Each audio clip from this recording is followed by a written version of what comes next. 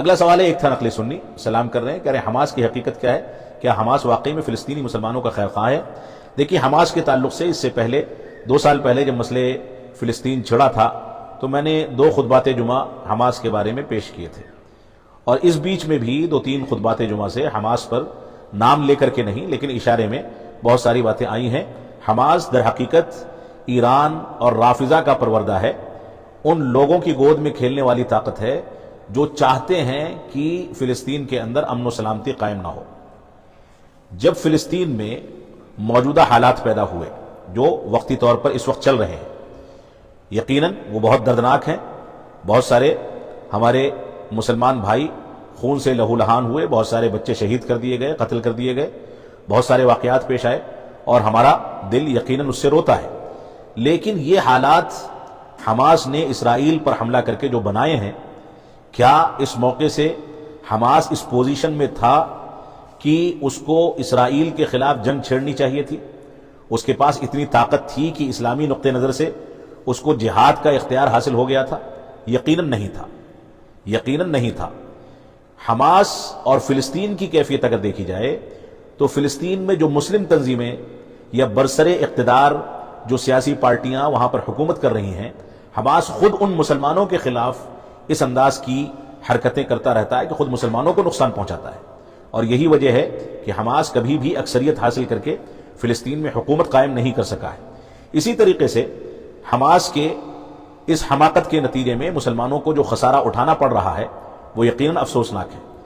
فلسطین کے پاس نہ پانی ہے، نہ بجلی ہے، نہ ٹیلی فون لائن ہے، نہ گیس کی لائن ہے، ساری کی ساری چیزیں فلسطین اسرائیل سے خریدتا ہے اور حاصل کرتا ہے۔ ہم نے اتنے سالوں میں وہاں رہ کر کے کیا کیا ہے؟ مسئلہ اس بات پر غور و تدبر کرنے کا ہے۔ بھائی، اگر آپ دشمن سے نبردآزمہ ہونا چاہتے ہیں اور آپ کے پاس طاقت ہی نہیں ہے تو وہی ہوگا جو یہاں پر ہوا ہے۔ حملہ ہوا، اور حملہ ہونے کے بعد پانی بند کر دیا گیا، لائٹ کاٹ دی گئی، ٹیلی فون کی لائنیں کاٹ دی گئیں، وائی فائی کا کنیکشن کاٹ دیا گیا، اور فلسطینی مسلمان ایک قید و بند کی زندگی میں محدود ہو کر کے رہ گیا۔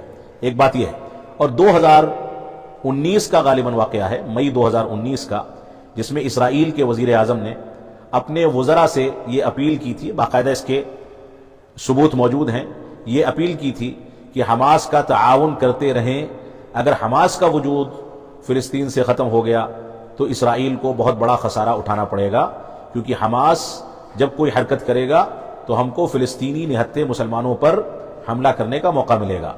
یہ اسرائیل کے باقاعدہ ذمہ داران کی جانب سے جاری کردہ بیان ہے، اور اس کے علاوہ بے شمار دلائل موجود ہیں، اس پر کتابیں بھی لکھی جا چکی ہیں۔ ان حقائق کو دیکھا جانا چاہیے، اور یہ لوگ جو گیدڑ بھکتی والی باتیں کرتے ہیں، جو حضرت عمر کے قاتل ابو لولو کے قبر پر باقاعدہ حاضری دے کر کے حماس کے لوگ اور ایران کے لوگ حاضری دے کر کے عرس میں شرکت کرتے ہیں، جو صحابہ کرام کی تنقیص و توہین کا عقیدہ رکھتے ہیں، ایسے لوگ بیچارے جا کر کے فلسطین میں مسلمانوں کا کیا تعاون کریں گے؟ جو اپنے عقیدے کو تحفظ فراہم نہیں کر سکا، وہ فلسطین میں مسلمانوں کو تحفظ کیا فراہم کرے گا؟ لہذا مسلمانوں کو ان حقائق کو سمجھنا چاہیے۔ یہ بہت تلخ حقائق ہیں جس پر غور و تدبر کرنے کی ضرورت ہے۔ ہماری ذمہ داری یہ ہے کہ ہم جذبات سے بچتے ہوئے سنجیدہ فیصلے کریں۔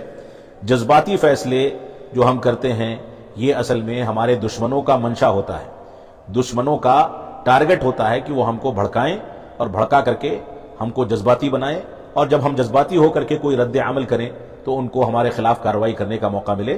گویا ہم جذباتی فیصلے جب کرتے ہیں تو دشمنوں کا تعاون کرتے ہیں۔ اللہ رب العالمین ہم کو محفوظ رکھے۔